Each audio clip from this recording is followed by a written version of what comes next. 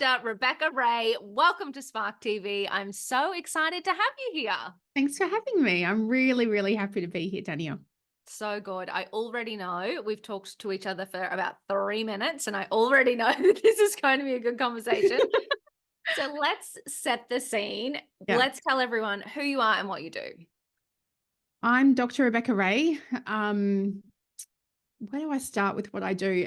Today, as it looks currently, I write books and do keynote speaking and do a lot of media. And all of that is simply about taking my knowledge as a clinical psychologist and all that wisdom gathered over a couple of decades of practice and using that to translate it into concepts and I guess a layperson's understanding so that you and I can understand it and be able to, I guess, receive that knowledge without necessarily having to pay for the privilege of therapy. So everything that I do now is about being able to, I guess, craft psychological concepts in such a way that they're able to reach as many people as possible, far more than I could do one-on-one. So that's looked like a career that I didn't expect, really.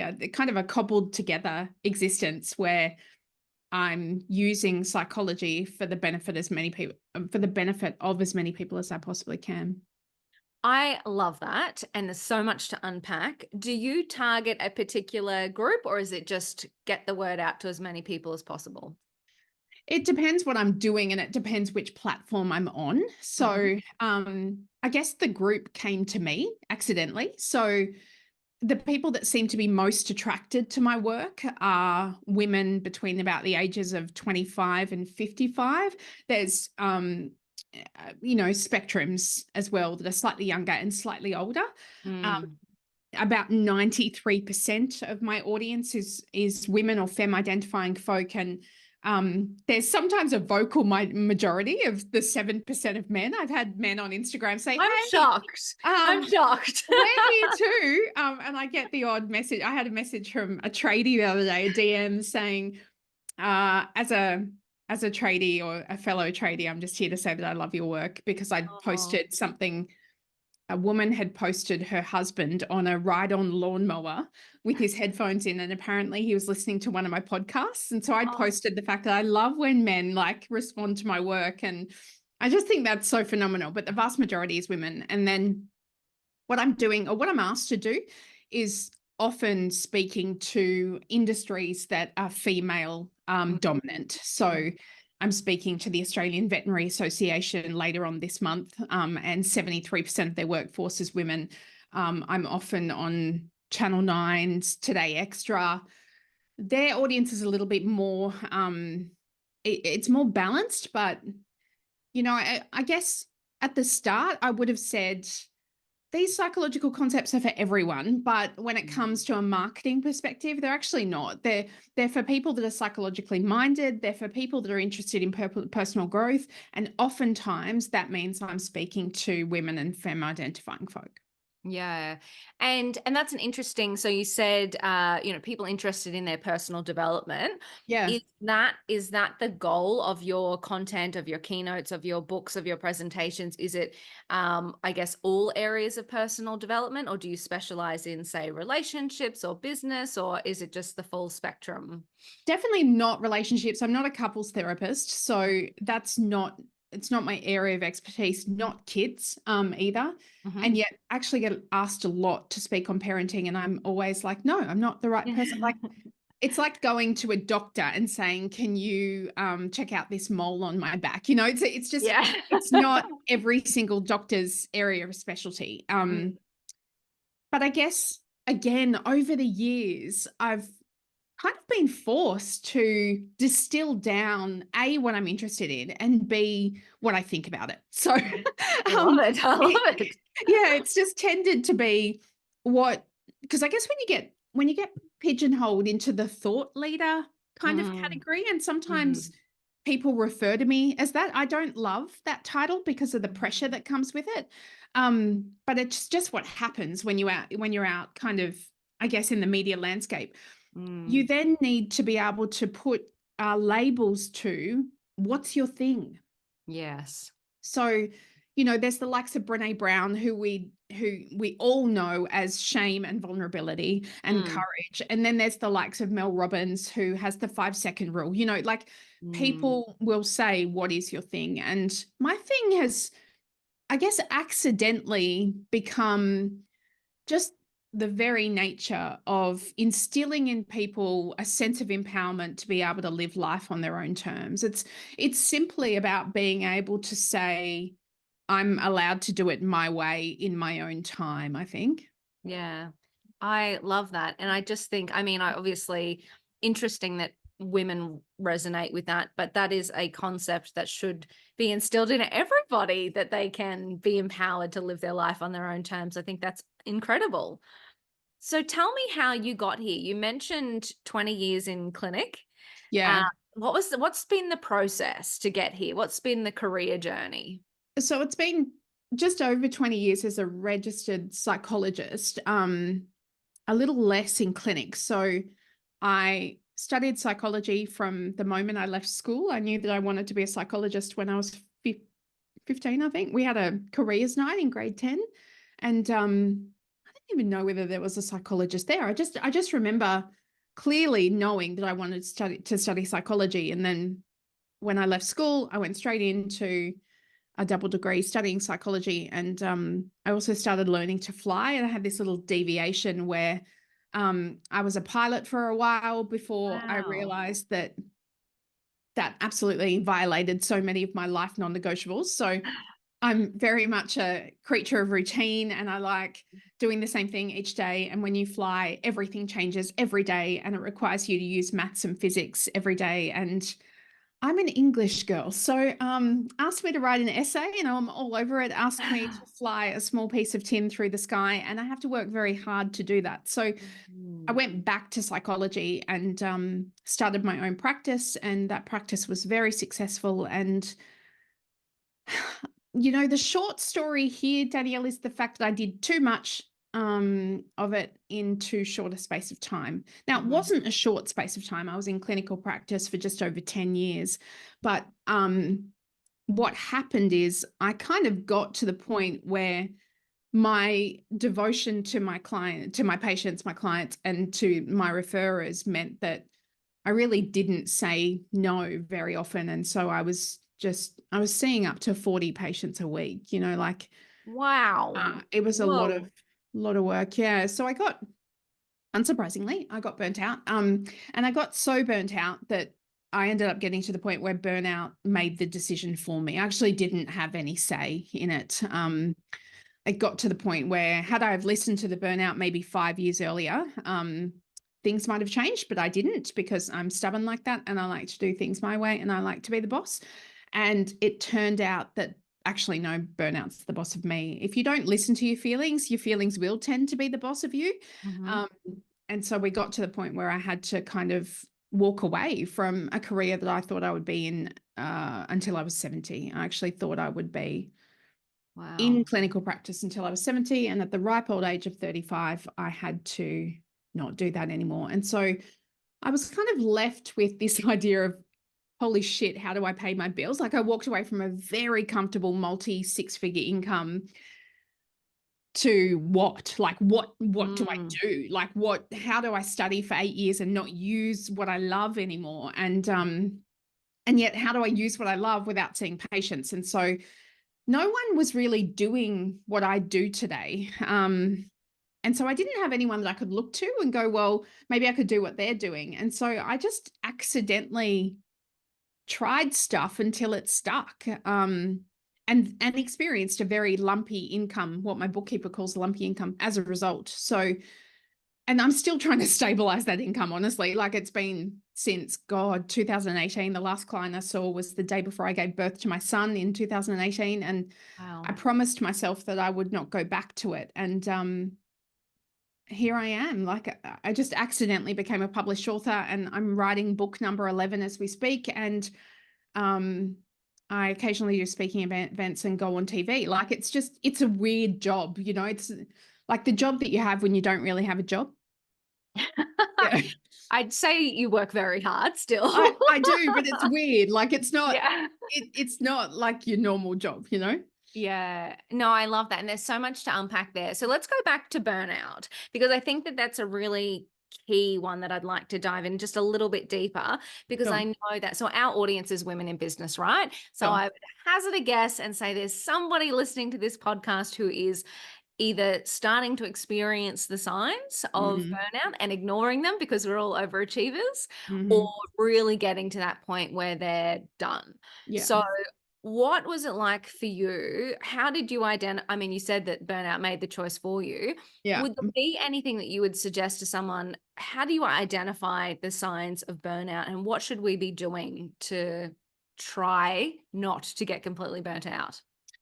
Look, I think the signs are many and varied, and there's no clinical diagnosis of burnout. So it's not like it's in the Diagnostic and Statistical Manual of Mental Disorders that we use to diagnose depression and anxiety and those types of things. It's burnout is not a recognized diagnosis. It's kind of more vague than that, I guess, because it can show up in many ways. But burnout can definitely show up as having a causal relationship with depression and anxiety. And I think that's what happened for me. You know, I had enough vague symptoms that then I finally got to the point where I noticed my mental health was deteriorating. So, Mhm. what I would want people to be looking for is changes in your attitude to work. So, for me, what that looked like was Sunday night blues, which then Mm, became Saturday afternoon blues, which then became Friday night blues, which then became every night before work blues. So mm, this pervasive kind of I need to be away from it. I then also experienced these really interesting symptoms, interesting in hindsight, not so fun while I was experiencing them, but I had this quite severe anxiety response to things that were unpredictable. So, phone calls. I would be anxious about who was on the other end of the phone.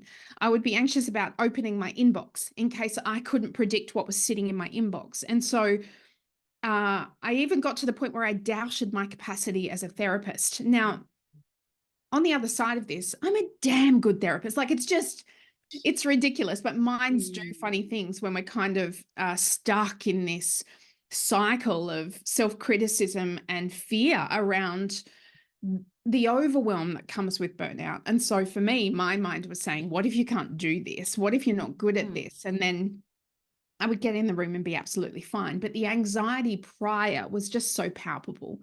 And so all of that then collectively kind of occurred to the point where even days off. So what I did was I took more days off. I then changed my hours so that I was actually doing fewer days in the week. And then I reduced the number of hours I was doing per day. I took more holidays. Did all sorts of things like that. And it stopped making a difference. So Mm. it didn't matter how little I did, I still had those symptoms. And then it kind of crosses over to not wanting to talk about work outside of work. So if anyone, I have a lot of friends who are psychologists, which is super beneficial. I get lots of free therapy, but and I give lots of free therapy too. It's very helpful. But one of the things that happened was if they brought up a case that they wanted to discuss from work, confidentially, of course, and anonymously, I just couldn't talk about it. I would just be like, I cannot do any more that involves Wow. anything about psychology outside of work. And so it became quite pervasive. Um, Mm. and that was the key. And then I had lunch with a psychologist friend of mine and I explained how I was feeling to him, and he called it. And he said, Beck, if you don't stop, your body's going to stop for you. So you're closing your clinic. This was on the 15th of January, 2015, the first time I walked away. And my clinic was closed on the 30th of January. Wow. Yeah.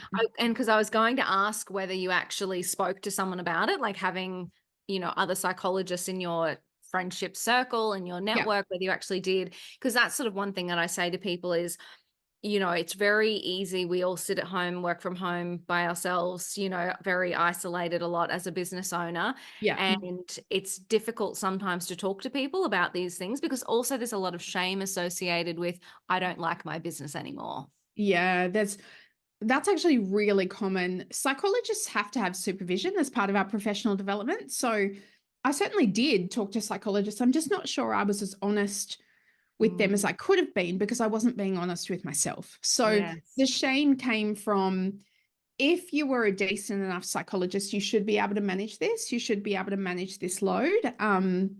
And these stop gaps that you're putting in place should work. The fact that they're not working means that there's something wrong with you. And I can Mm. only kind of say that in hindsight. I think really what I needed to do was stop at the time. The friend of mine that told me I had to was correct. Mm. Um, but it took a very long time for me to recover, for me to even be able to put those sentences into some kind of meaning, I guess. So for business owners, and I've done business coaching before in this kind of iteration of my career, and Mm. it's a really common thing that I see for women in particular, this kind of sense of shame that they can't balance it. Balance is bullshit, by the way. So especially women who are mothers, this idea that they should be able to spend all their time on their business, but also be a mum 100% of the time with this kind of devotion to their kids. And then this sense of my business isn't doing as well as what it should be, because so often what we see glorified on Instagram and LinkedIn and whatever is this kind of overnight success experience. And so people start to decide that they're not good at business and it Mm. will never work out. And I think that's really common, this sense of uncertainty of how long do I give this before I Yes. actually have to walk away from it? Yeah, and it's really interesting. I love that you brought that up in terms of, what we see online as the measure of success. It really bothers me because it's just people have this mentality that that is what success is. Unless I have the fancy holidays, have the $1 billion, Shopify screenshots, have the Mm, Chanel handbag, then I'm not a success. And mm, until that point, I will not be happy and I will not think I'm good enough and I will not think that I can succeed in business. mm. But it's such a trap, Yeah, and it's just so frustrating because every person's needs are completely different. We do this process in Spark where it's like the minimum viable revenue yeah, calculator, because it's like your goal might not be $1 million. yeah, Your goal might be, what does it cost to, contribute to the household? yeah, Well, what does it cost for, like, all I want to do with my business is one family holiday a year? yeah, And that is success. And then if we put these crazy benchmarks on ourselves that have no alignment to our own values, all yeah. we do is set ourselves up for failure. Absolutely. Absolutely. And especially when the decision of what that alignment looks like comes from a place of comparison, I think that's really dangerous, because so often we don't stop to go, well, hold on a second, what are the life non-negotiables and ingredients that I need in order to be able to say that I'm a success, and what would that look like? And I think sometimes it's so much less than what we think. Um, and it can be things that we just take for granted, but stop to see as a celebration. So I Yes. just helped in Bennett's classroom this morning, and every time I do, every time I can just drop everything and just pop in there for half an hour, and he gets so excited that I'm in his grade 1 class, I stop and go, I created this. Like, I literally consciously created this life so that I can be in here for half an hour a week. And for me, like, that's priceless. You And that's cannot put a price on success. that, because he will remember that. That's right. That's Yeah. right. Yeah. I think that that is so incredible. It's just so interesting how we often benchmark ourselves and use comparison as this metric and measure of success. It's so funny. I always think, you go through these exercise where you say, what would my ideal day look like? If money wasn't an object, if I could do anything, what would my ideal day? And I often write down things like, well, I would do yoga every day and I would read every day. And I'm like, that's funny. You can do that now. You don't, Yeah. you don't need $1 billion business to be able to do those things that you Yeah. want to do every day. If you do those things, you can consider yourself a success. Absolutely. Absolutely. Even though money is time and time is Sure. money. Sure. And sometimes having more money does create space to do those things. But so often we're so caught up in this sense of scarcity that we don't see the time available that we have today to be able to do those things. But also, I think sometimes we put expectations on ourselves, like we should want to do those things. Like, we Mm. should want to exercise every single day and have these amazing meditation and journaling sessions. You don't have to want that. Like, just because people do their, I don't know, whatever fucking 5 a.m. morning Oh my routine God. or whatever, Yes. like, you don't have to want that. You Yeah. can you can be like me and want miniature donkeys, and that's your sign of success. Like it's self-determined, and the more Yeah. self-determined your success is, the more powerful it will feel when you get there and you recognize it. Yeah. And I just think, I love that term, the self-determined success. Like we need to coin this right here, right now, everyone listening, because it is so important. And I think that that's, one of the keys to trying to stay away from burnout is Mm, by figuring out what actually brings you joy and what, helps you see yourself as more of a success yeah. and stop having to work yourself into the ground for a goal that you don't want anyway. Exactly right. Exactly. And that's it. A goal that you don't want anyway. Because Mm, some iteration of you decided, I don't know, years ago, or someone told you that you should decide to pursue that thing, but it doesn't mm. actually belong to you, whether that be a number or whether it be what you think you should do in your business. Like I've been told a million times I should have an email list, and I did for a time. I did sell online for a time. Um, and I fucking hate it. Like I hated Yeah. every minute of it. I don't like it. It for a time it kind of worked, but the energy that I hold around it means that I can't make it the full success that it could be because I just don't like it. Yeah. And so I think sometimes we're just told so many times by so many different people, you have to do it this way, that it stops you from being able to look at, well, what are the other possibilities if I can genuinely say that this doesn't work for me? It doesn't feel good for me. I love that. I heard this great one that there is evidence for every strategy. Mm, So you can wake up at 5 a.m. and be a mm, millionaire. You yeah, can wake up at midday and still be a millionaire. yeah, You can, exercise every day, journal, meditate, do all the things, be a millionaire. Or you can eat junk food on the couch and there's somebody who'll be a millionaire who yeah, fits that profile. So it's like just pick what absolutely. you love, Yeah, just yeah, pick what feels good for you. yeah, that's it. Incredible. I love it. So talk to me about so obviously having the clinic, that Mm, was running your own business, right? So you've obviously been in business for quite a long time. mhm. And now business has changed in the sense that it's content, it's books, it's speaking, it's all of these things. What do you think has been a consistent lesson over that time? What have been some really big things that you've had to hold in business to be a success and be able to change with the times? I don't change, so let's take that off the table. I mean, I do, but I don't tend to follow what the algorithm wants me to do. So I couldn't Nice. give a shit if I'm losing followers on Instagram or whatever. Like I'm not someone that goes, oh, now I need to do reels. No, if I don't want to, I won't do it.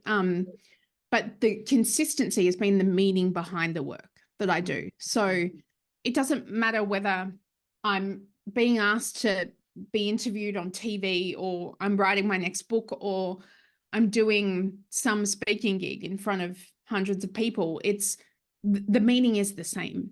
So Mm. I'm arriving at that point in exactly the same state, which is it's kind of difficult to describe, but Well, it's almost like what I'm hearing is that the channel doesn't matter. So if it's one-on-one in a no, clinic, if it's a book, if it's a speaking, if it's your mission doesn't change. that's right. The channel doesn't Mhm. matter. It's very much like there's a message that I need to get across, and that message will be whatever the audience needs to hear right now, needs to read right now. So I almost trust that I can be the vessel for that. And that message will always be what's the thing that I can say that will have this person walking away feeling okay in their own skin and empowered to make the decision that fits best for them. I love that. I just think that is so applicable to every woman in business because we are all on our independent missions. And I Mm, know, especially in the Spark community, we have so many people who are impact driven or, serving their community in some way.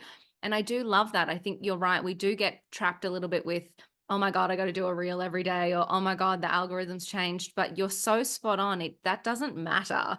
There mm, are so many ways to reach the right, the person that you're going to ultimately serve. yeah. If you stay true to your mission, then the rest doesn't really matter. Mm.